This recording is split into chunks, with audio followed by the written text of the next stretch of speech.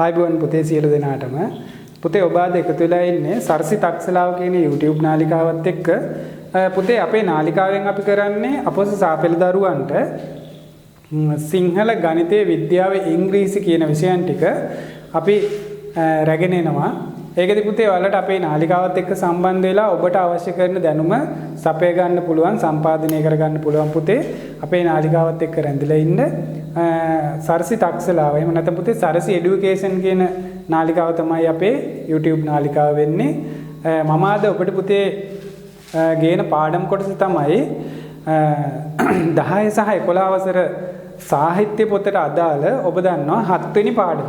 මොකද පුතේ 7 වෙනි පාඩම ඔබ දන්නවා 10 සහ 11 සාහිත්‍ය පොතේ 7 වෙනි පාඩම පුතේ ඔබ දැකලා ඇති ලෙන අතහැර යාම. ලෙන අතහැර යාම. මෙන්න මෙහෙම තියෙන පුතේ පාඩම 7 වෙනි පාඩම මේක ලෙන අතහැර යාම. පුතේ මොකද්ද මේ ලෙන අතහැර යාම? පුතේ මේ පාඩම මම වෙනම ගේනවා. මේ කරන්නේ පුතේ වෙන්න මේ ලෙන අතහැර යාම කියන පාඩම නිර්මාණය කරනවා. එහෙම නැත්නම් පුතේ මේක අපි උපුටා ගන්නවා අපේ පෙළ පොතට. එදිරිවීර සරච්චන්ද්‍ර එහෙම නැත්නම් මහාචාර්ය එදිරිවීර සරච්චන්ද්‍ර සූරීන්ගේ සිංහබාහු කියන නාට්‍යය. මොකෙන්ද පුතේ මහාචාර්ය එදිරිවීර සරච්චන්ද්‍ර සූරීන්ගේ සිංහබාහු කියන නාට්‍යයෙන් තමයි අපි වෙන්න මේ ලෙන අතහැර යාම කියන කොටස උපුට ගන්න අපේ පොතට. එහෙම නැත්නම් අපේ පෙළ පොතට.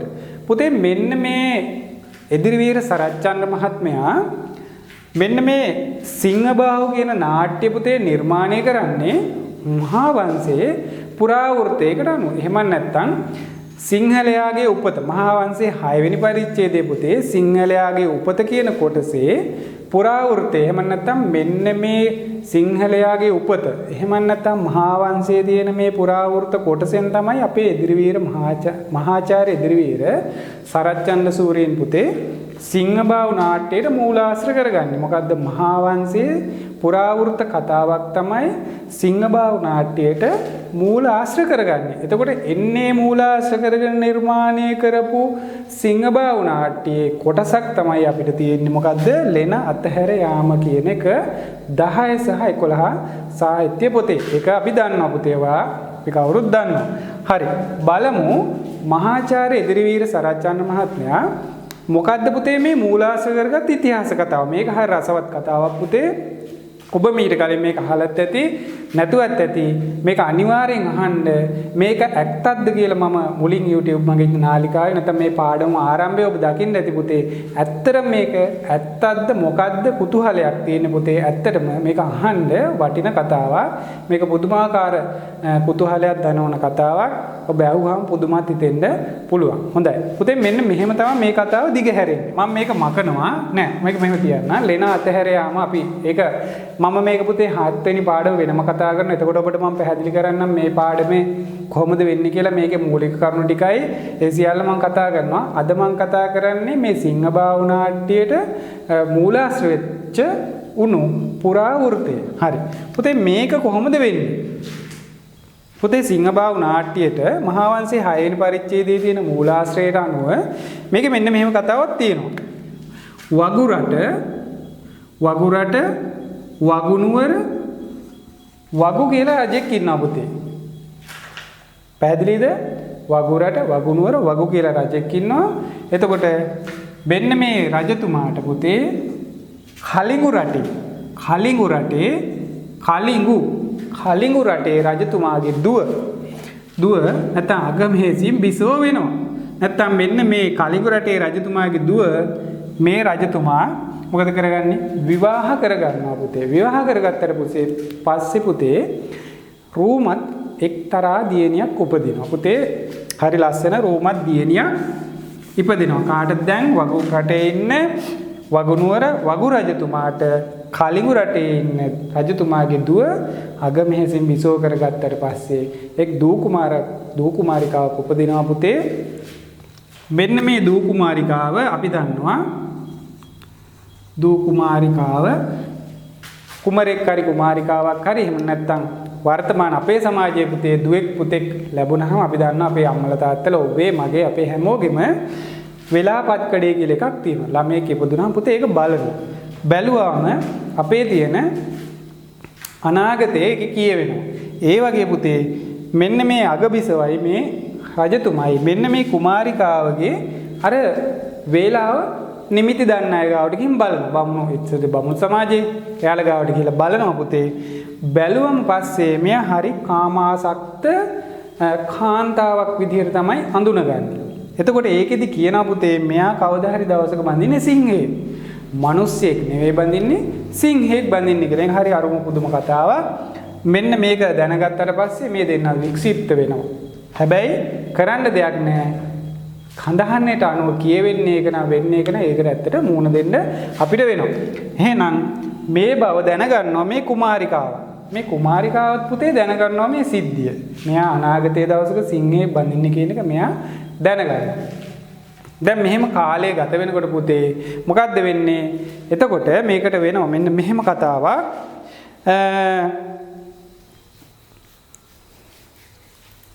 මෙන්න මේ කුමාරිකාව පුතේ තමන්ගේ සිතැඟි අනුව තමයි ජීවත් වෙන්න කැමති. ඒ කියන්නේ කාටවත් යටහත් පහත් වෙලා ජීවත් වෙන්න කැමති කෙනෙක් නෙවෙයි.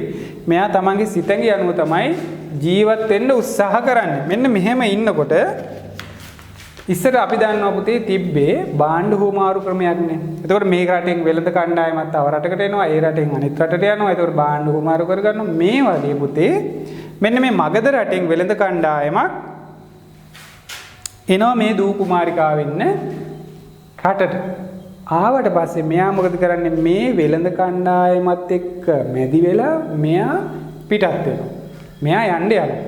මේ කණ්ඩායමත් එක්ක දෙමාපියන් හොරේ මෙයා යනකොට පුතේ මෙන්න මේ අතර මගදී ලාට රටේදී මේ වෙළඳ කණ්ඩායමත් එක්ක යනකොට අතර මගදී ලාට රටේදී මොකද වෙන්නේ?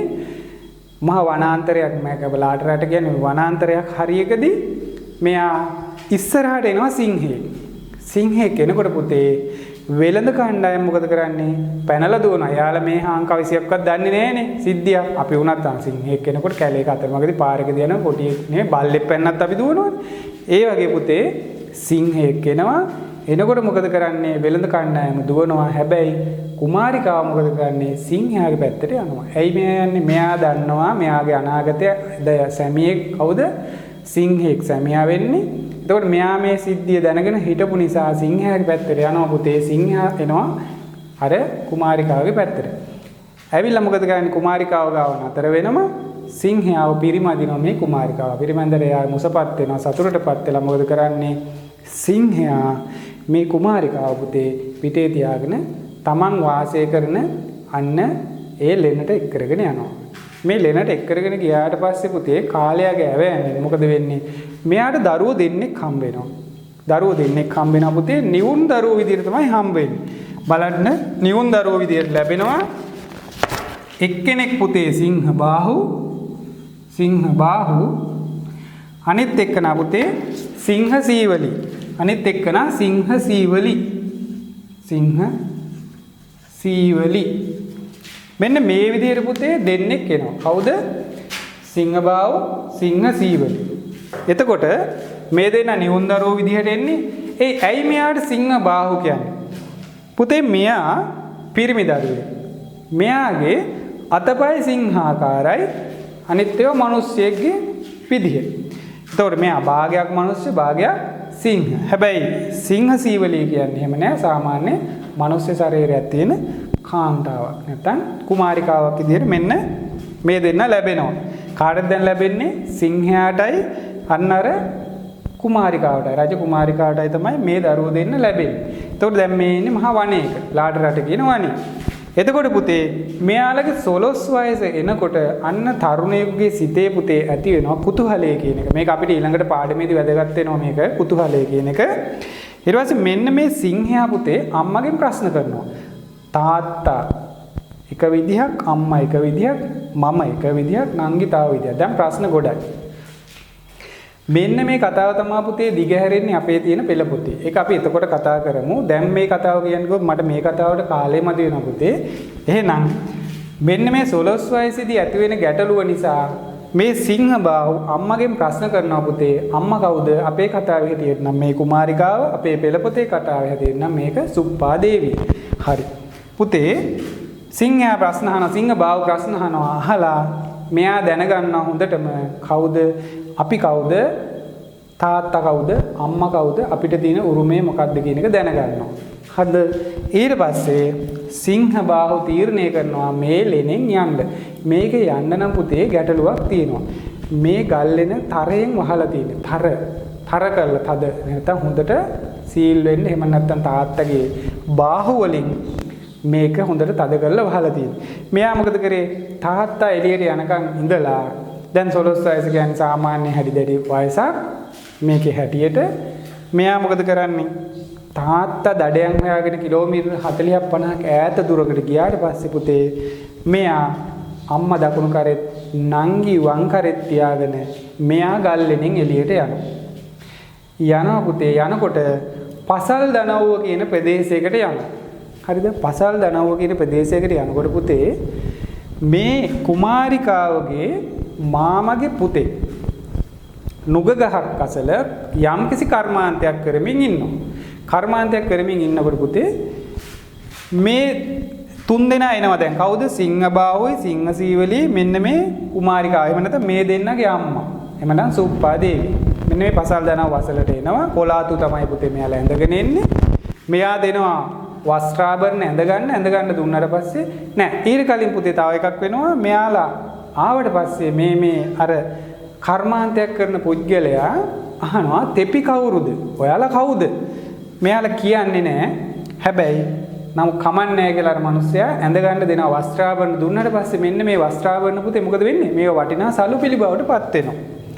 ඊට පස්සේ මෙයා කණ්ඩ කොලාතු දෙනවා. කොලාතු දුන්නාම පුතේ මේවා වටිනා පිඟම් බවට පත් වෙනවා. රන් පිඟම් බවට පත් වෙනවා කියලා තමයි කියන්නේ පුතේ. ඊට පස්සේ මෙයා ආයෙත් අහනවා තෙපි කවුරුද කියලා. කිව්වට පස්සේ පුතේ මෙයා තමන්ගේ වර්ග පරම්පරාව කියනවා. මෙන්න මේ දෙන්නගේ අම්මා එහෙම නැත්නම් සුප්පා දේවි කතාව කියනවා. කාටද කියන්නේ? අර මාමගේ පුතාට. දැන් මේ පසල් දනව්වේ අර නුග ගහකට කර්මාන්තයක් කරමින් හිටිය පුද්ගලයාට කියනවා පුතේ අපි අහවලාගේ අහවල්ලු කියලා අන්න විස්තරේ කියනවා. එතනදී අඳුන ගන්නවා එහෙනම් අර මිනිස්සයා මෙතන මේ කර්මාන්තයක් කරමින් හිටිය මිනිස්සයා වෙන්නේ මේ කුමාරිකාවගේ මාමගේ පුතා. එහෙනම් මෙයා අඳුර ගන්නවා ඥාති බව. එහෙනම් මෙන්න මේ තුන් දෙනාම පුතේ එක් කරගෙන යනවා වගු රටට. වගු ප්‍රදේශේ නැත්නම් එයාලගේ රාජ්‍යත්වය කරන ප්‍රදේශෙට එක්කන් ඒ මාලිගාවේ තියෙනවා. දැන් අන්න සිංහයා පුතේ දැන් මෙයාලා හොයාගෙන ගුහාවට එනවා දඩයම් කරගෙන. කෑම හොයාගෙන එනකොට ගුහාව මොකදලා දෙන්නේ? හිස්. දැන් මොකද වෙන්නේ? සිංහයා පුතේ කුලප්පු වෙනවා, කලබල වෙනවා. ඇයි? දැන් මෙයාලට වනාන්තරේ හුරු නැහැ. පොඩි දවස්වල ඉඳලා හිටියේ ගුහාවේ. අපි පාඩම කරද්දි කතා කරමු. මම දැන් මේ කියන්නේ පුතේ විස්තරේ. ඒ ටික ආයෙම විස්තර කරන්නේ නැහැ. උන්න සිංහයාව දැන් මෙයාලා නැහැ. සිංහයා මොකද කරේ? කලබල වුණා. නගරයට යනවා. යනකොට පුතේ සියල්ල සුන්නත් දූවිලි කරගෙන තමයි යන්නේ. ඇයි දැන් කෝපේ තරහ මෙයාලට මොනවා වෙලාද දන්නේ නැහැ. කනතුරක් වෙලාද කරදරයක් වෙලාද දන්නේ නැහැ. හොයාගෙන මෙයා නගරයට යනවා පුතේ. යන අතරමඟ සියල්ල විනාශ කරගෙන යන්නේ. යනකොට මෙන්න මේ කට්ටියම ඉන්නවනේ දැන් වගුරටේ ගිහිල්ලා ඒ රජතුමාට මිනිස්සු කියනවා මොකද්ද? සිංහෙක් ඇවිල්ලා ඔබේ රට විනාශ කරනවා. මේක බේරගන්න කියලා රජතුමාට මිනිස්සු කියනවා. පළවෙනි පාර කියන, දෙවෙනි පාර, තුන්වෙනි පාර මෙහෙම කියනකොට රජතුමාට මේකට පුතේ පිළියමක් නොගෙන බෑ. රජතුමා දහසින් බැඳි පියල්ලක් දෙන්න පොරොන්දු වෙනවා. එහෙම නැත්නම් මසුරන් 1000ක් දෙන්න පොරොන්දු වෙලා අනබරයක් යවනවා. මේ සිංහයාගේ හිස ගේන කෙනාට මොකද කරන්නේ? මසුරන් 1000ක් දෙනවා කියන කවුරුත් ඉදිරිපත් වෙන්නේ නැහැ පුතේ. දෙවෙනි පාර මසුරන් 2000ක් දෙන්නම් කියන ඉදිරිපත් වෙන්න කියන කවුරුත් නැහැ.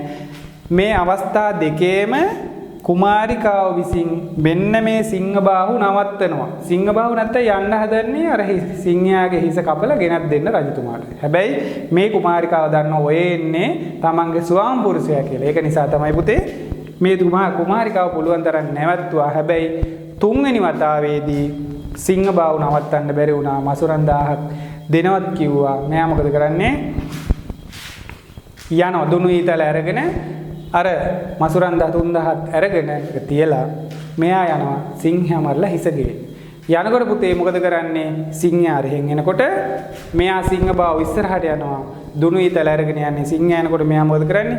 ඊතලේ අරගෙන පුතේ පළවෙනි ඊතලයේ තියෙනවා සිංහයාගේ නළලේ වදිනවා. හැබැයි සිංහයාගේ මෛත්‍රිය නිසා පුතේ ඊතල පාර වදින්නේ ආපහු ගිහිල්ලා සිංහ බාවගේ කකුල් දෙක මුල වැටෙනවා.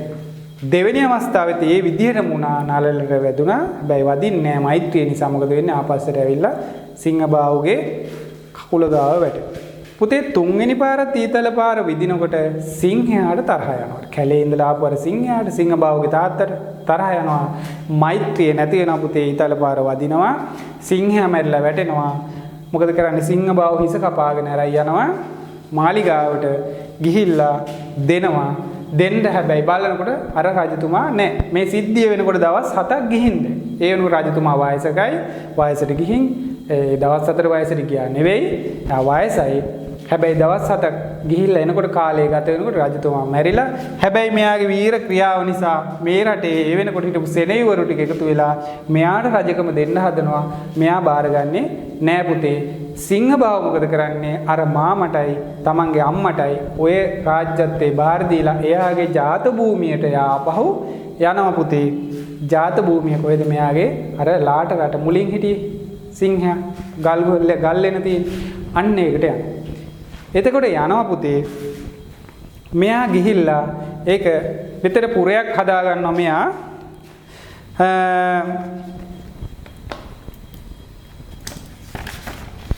මේක පුතේ සිංහපුරේ. මෙයා හදාගන්න පුරේ පුතේ සිංහපුරේ කියලා නම් කරගන්නවා. සිංහපුරය ඇති කරගෙන මේක ඉදි කරගෙන යොදුන් 100ක් දුරට යාගේ රාජ්‍යත්වයේ පතුරවාගෙන මෙතන විශේෂත්වයක් වෙනවා පුතේ. මෙයා මේ පුරේ හදාගන්න යන්නේ මොකක්ද? නංගි තමයි අගබිසෝ කරගන්නේ. නංගි අගබිසෝ කරගෙන මෙයාගේ ජාත භූමියට මේ දෙන්නම යනවා. ගිහිල්ලා තමයි මෙයාලා සිංහපුරයක් හදාගන්නේ. ඊට පස්සේ පුතේ මේක ලාට රට කියලා ප්‍රසිද්ධ වෙනවා. මේකෙදි පුතේ ඊළඟ විශේෂත්වය තමයි මෙයාලට පුතේ දරුවෝ හම් වෙනවා මෙන්න මේ විදිහට. මෙන්න මේ සිංහ සීවලීට සිංහ බාහුවට දාව සිංහ සීවලීට පුතේ හම්බ වෙනවා දරුවෝ දෙන්න ගානේ 16 වතාවකදී ළමයි 32ක් හම්බ වෙනවා පුතේ. මේක මෙන්න මෙහෙම තමයි වෙන්නේ පුතේ. 16 වතාවකදී දරුවෝ දෙන්න ගානේ 32ක් හම්බ වෙනවා. මෙතන තමයි පුතේ විශේෂත්වය තියෙන්නේ. මේකේ පළවෙනියා පුතේ විජය රජු විජය කුමාරයා මෙන්න මෙයා තමයි පුතේ පළවෙනියා. දෙවෙනියා පුතේ සුමිත්‍ර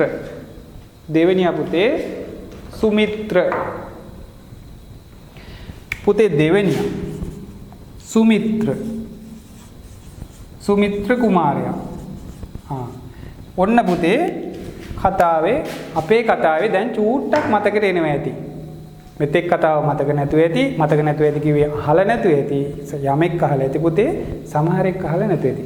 හැබැයි දැන් අහපු අය නැති හැයි දෙකටම හුරු නමක් තියෙනවා මෙතන. මෙන්න මේක විජය කුමාරයා. එහෙනම් මේ විජය කුමාරයා කාගේද? සිංහබාහුගේ සිංහසීවලීගේ ලොකු පුතා තමයි විජය කුමාරයා. දෙවැන්න තමයි සුමිත්‍ර. මේ ආකාරයට දරුවෝ 32ක් මෙයාලට හම්බ වෙනවා 16 වතාවකදී. හරි. පුතේ මෙන්න මේ විජය කුමාරයා තමයි එතකොට මේ දෙන්නගේ වැඩිමහල්ම පුතා. එහෙනම් එතකොට අපි දන්නවා රාජ්‍යත්වයේ පුතේ ඉස්සරහාවේ වැඩිමහල්කම ඉඳන් නැත්නම් වැඩිමහල් එක්කන ඉඳලා අන්තිමයා දක්වා තමයි රාජ්‍යත්වය යුව රජ වෙන්නේ ඊළඟට වැඩිමහල් කෙනා. එහෙනම් මෙන්න මෙයාට යුවරජ විදියට අභිෂේක ලැබුවට පස්සේ මෙයා පුතේ විසමාචාර ගති තියෙන මහා පුදුමාකාර අසීමාන්තික ගති පැවතුම් තියෙන විසමාචාර ගති තියෙන පුද්ගලයෙක් වෙනවා විජය කුමාරයා. පුතේ මෙන්න මේ විජය කුමාරයාගේ තියෙන තාඩන පීඩන හොරකම් කිරීම මංකොල්ලකයන් ස්ත්‍රී දූෂණ මේ වගේ දේවල් රටේ මිනිස්සුන්ට උහුලන්න බෑ. ඊට පස්සේ රජතුමාට ඇවිල්ලා ගිහින් කියනවා පුතේ මේක. ඔයාගේ පුතා මේ විදිහයි. පළවෙනි පාර කියනවා දෙවෙනි පාර කියනවා. හැබැයි මේ වතාවල් වලදී මොකද කරන්නේ? රජතුමා සිංහබාහු පුතාට අවවාද කරනවා. හැබැයි විජය කුමාරයා හැදෙන්නේ නැහැ. අවවාද පිළිගන්නේ නැහැ. මෙයත් එකයි මෙයාගේ පිරිසත් එකයි. මොකද කරේ? සිංහබාහු රජතුමාට කරන්න දෙයක් නැහැ. ගත්තේ පුතේ එක තීරණයයි. මොකද්ද කරේ? මෙයාලා කණ්ඩායම් තුනකට බෙදෙනවා. දරුවන් බිරිඳෑවරුන් බිරිඳ නැත්නම් විජය ඇතුළු ඉතුරු පිරිස. විජය සහ පිරිස. මෙන්න මේ ආකාරයට පුතේ කණ්ඩායම් කරනවා. කණ්ඩායම් කළා වෙයාලා වෙනම නැවුණක් ගලා යවනවා මේ රටෙන් යන දිහාවකට යන්න කියලා. මොකද්ද කරන්නේ? දරුවන් ගිහිල්ලා වැටෙනවා වෙනම දිවයිනකට පුතේ. ඒකට කියනවා නග්න දීපය කියලා. නග්න දීපය. ඒක පුතේ නග්න දීපය. දරුවෝ වැටෙනවා නග්න දීපයට. බිරින්දෑවරු පුතේ වැටෙනවා මහින්ද දීපයට. පේනවද? බිරින්දෑවරු වැටෙනවා මහින්ද දීපයට. මහින්ද දීපය. විජය ඇතුළු 700ක් පිරිස පුතේ ගිහිල්ලා වැටෙනවා සුප්පාරක කියන දිවයිනට. සුප්පාරක දිවයින. විජය ඇතුළු 700ක් පිරිස කොහෙද යන්නේ පුතේ? සුප්පාරක කියන දිවයිනට යනවා. සුප්පාරක දිවයිනට ගියාම පුතේ මේ විජය ඇතුළු 700ක් පිරිස හිස මුඩු කරලා නියවන්නේ විසමාචාර ගති තියෙන නිසා. හැබැයි අර සුප්පාරක දිවයිනේ ඉන්නේ මීටත් එහා ගිය විසමාචාර ගති තියෙන පුද්ගලයෝ. ඒක නිසා මොකද කරන්නේ? විජය ඇතුළු 700ක් පිරිස ආපහු නැවු නගිනවා. ඒකෙන් ආපහු මේ පැත්ත පළාතේ ඉන්නේ නැහැ. එයාලා ඇවිල්ලා පුතේ ලක්දිව තම්බපන්නී කියන ප්‍රදේශයට අන්න ගොඩ බහිනවා විජය ඇතුළු 700ක් පිරිස. අන්න පුතේ අපේ කතාවේ ආරම්භය. එතකොට මෙයා මොකද කරේ? ඔතන ඉඳලා පුතාලා දන්නවා මෙයා තම්බපන්නියට ගොඩ බහිද්දී කවුද කපු කටමින් ඉන්නේ? අන්න කුවේන ඉන්නවා. ඔන්න පුතේ අපේ ආරම්භය ඔතන තියෙන්නේ. මිහිරි රසවත්. හැබැයි පුදුමයි මේ කතාව මුලින් ඉඳන් ආපහු බලන්න අපේ එතකොට තියෙන ගති පැවතුම් මොනවද? අපි කාගේද? කවුද? කොහොමද වෙන්නේ? පුදුමයි. හැබැයි ඇත්ත මහා වංශයේ තියෙන මේ මූලාශ්‍ර කතාව පුතේ. මොකේද මූලාශ්‍ර උනේ?